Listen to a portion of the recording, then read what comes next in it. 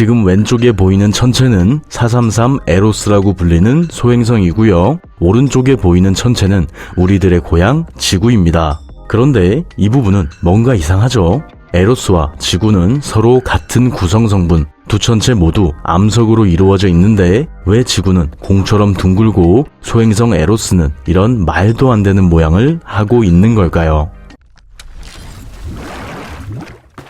결론부터 말하자면 지구가 공 모양을 할 수 있는 건 바로 중력 때문입니다. 하지만 이것도 뭔가 정말 이상하죠? 사실 중력은 우주에 있는 4가지의 기본 힘, 강력과 양력, 전자기력 중에서도 가장 약한 힘입니다.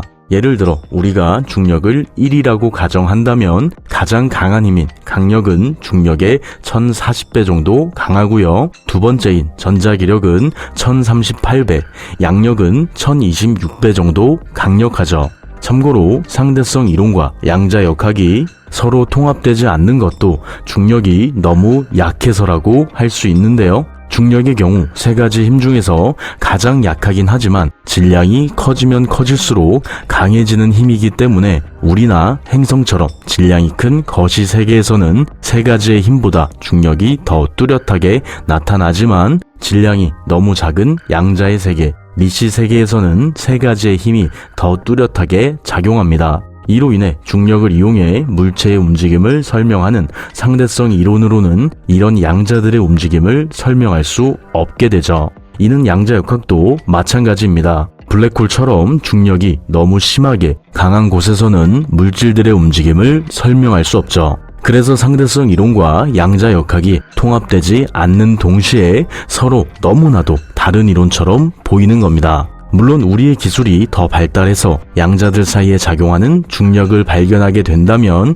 그때부터는 이야기가 달라지겠지만 아직은 이런 일이 가능할 것이라고 말할 수 있는 단계는 아니죠. 어쨌든 이렇듯 중력은 너무나도 약한 힘입니다. 그렇다면 이 약한 중력이 어떻게 행성의 모양을 바꿀 수 있는 걸까요?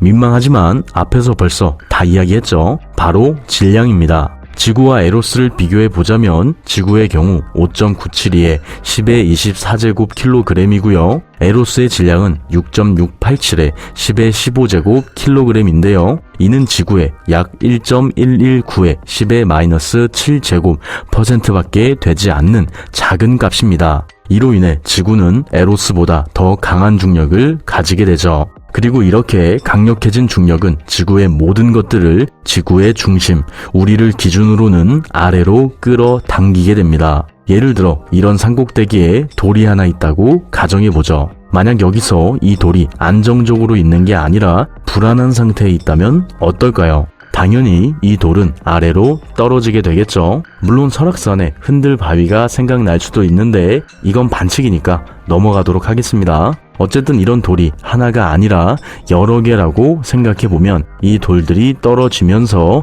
자연스럽게 아래에 있는 구덩이는 메워지게 되고요. 이런 식으로 계속해서 물질들이 아래로 모이게 되면 행성은 점점 안정적인 형태, 높은 곳에서 떨어질 물질들이 사라진 상태를 가지게 되죠. 천체의 모든 표면이 어느 정도 모두 같은 높이가 된다는 겁니다. 그리고 어떤 점을 중심으로 모든 곳의 높이가 같은 모양은 공밖에 없죠. 또 목성처럼 가스로 이루어진 천체의 경우 공 모양이 되는 것이 더 쉽습니다. 여기 U자 모양의 관이 하나 있다고 가정해보죠. 우리가 이 관에 물을 천천히 넣으면 어떤 일이 일어나게 될까요? 당연히 이 관에 들어간 물을 중력이 누르기 때문에 물이 높은 곳에서 낮은 곳으로 이동하게 되고 이로 인해 관에 들어있는 물의 높이는 항상 같아지게 됩니다. 기체도 이와 마찬가지죠. 눈에 쉽게 보이진 않겠지만 이 U자관에 기체를 넣어도 결과는 항상 같습니다.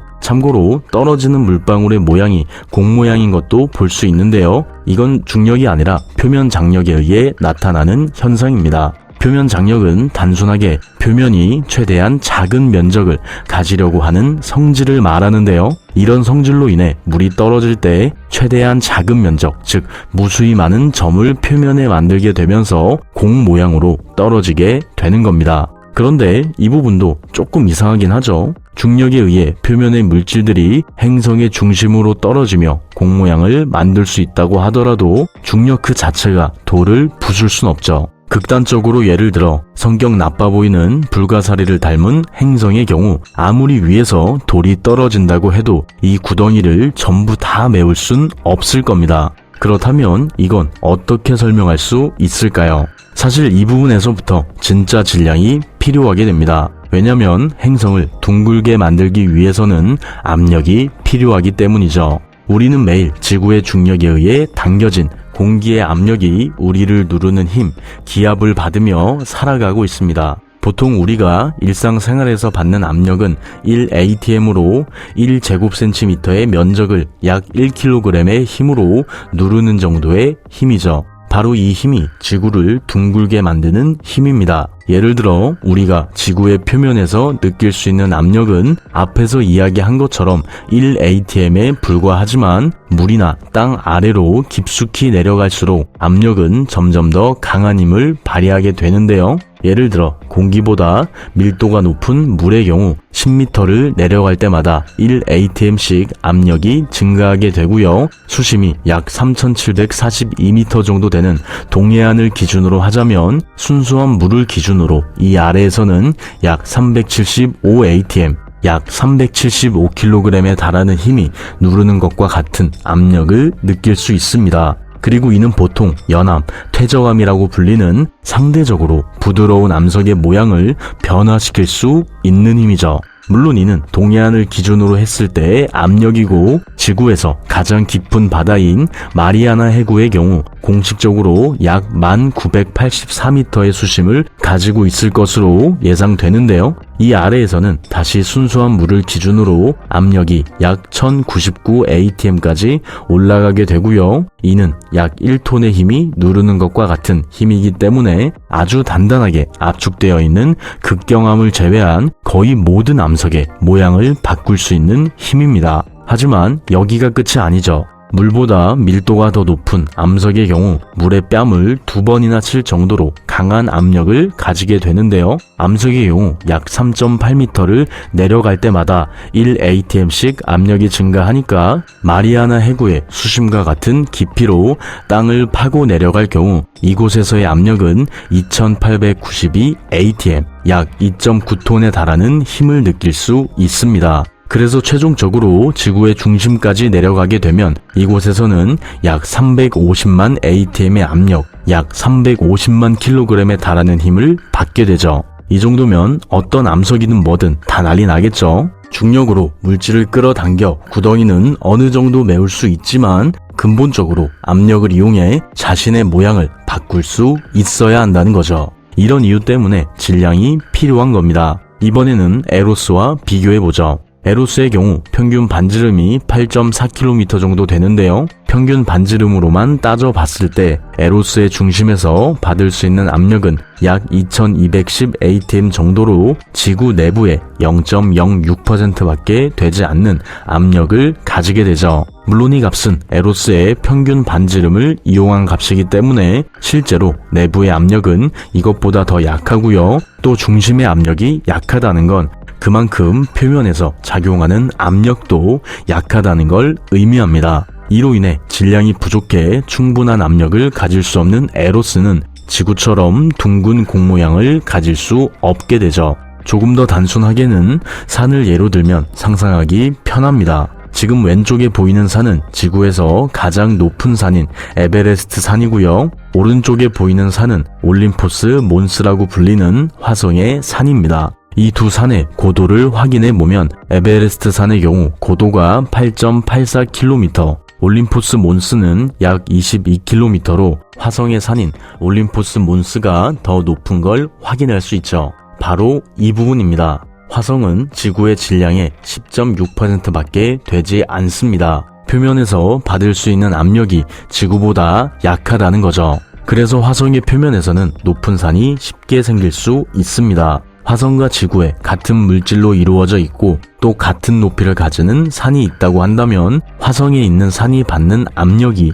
지구보다 더 낮기 때문에 화성의 산이 더 안정적으로 있을 수 있다는 거죠. 그리고 에로스도 이와 마찬가지입니다. 에로스의 표면에서 받을 수 있는 압력이 워낙 낮기 때문에 행성의 모양이 망가질 정도로 높은 산을 가지고 있는 거죠. 이렇듯 천체의 질량이 작으면 작을수록 거대한 산을 가질 수 있기 때문에 공 모양을 가지기 힘들고요. 반대로 천체의 질량이 크면 클수록 더 동그란 모양을 가질 수 있죠. 하지만 이것만으로는 조금 부족하죠. 질량에 따라 행성의 모양이 결정된다면 이 질량에 어떤 기준이 존재하지 않을까요?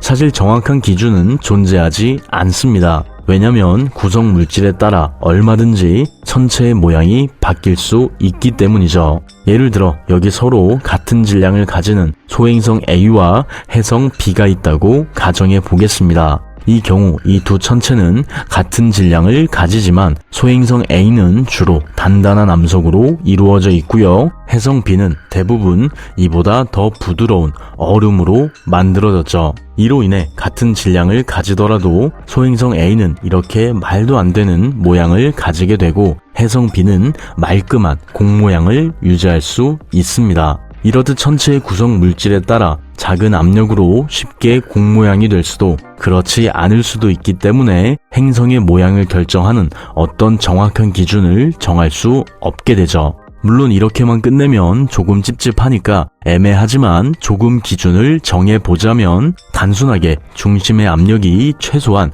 약 1000atm을 넘길 수 있어야 한다고까지는 말할 수 있습니다. 마지막으로 정리해보자면 이 두 천체, 지구와 에로스의 모양이 달랐던 건 질량의 차이라고 할 수 있었는데요. 자신이 가진 물질을 모든 방향으로 눌러 모양을 변화시킬 수 있을 정도로 충분한 질량, 충분한 압력을 가진 지구는 둥근 모양을 가질 수 있었고요. 반대로 충분한 압력을 가지지 못해 물질의 모양을 쉽게 변화시킬 수 없었던 에로스는 지구처럼 동그란 공 모양을 유지할 수 없었죠. 물론 행성을 이루는 물질들의 강도, 소행성과 해성처럼 천체를 이루는 물질의 성분도 행성의 모양을 결정하긴 하지만 근본적으로는 자신의 모양을 바꿀 수 있는 충분한 압력이 필요하다고 말할 수 있죠. 따라서 행성의 모양을 결정하는 건 결국 중력이라고 결론 내릴 수 있습니다.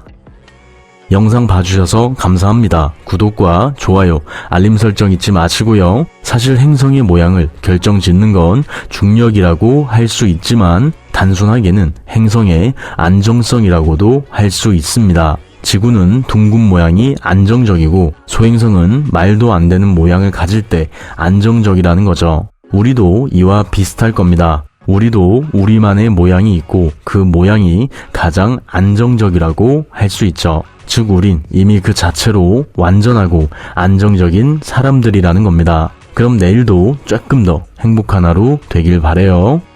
윤맨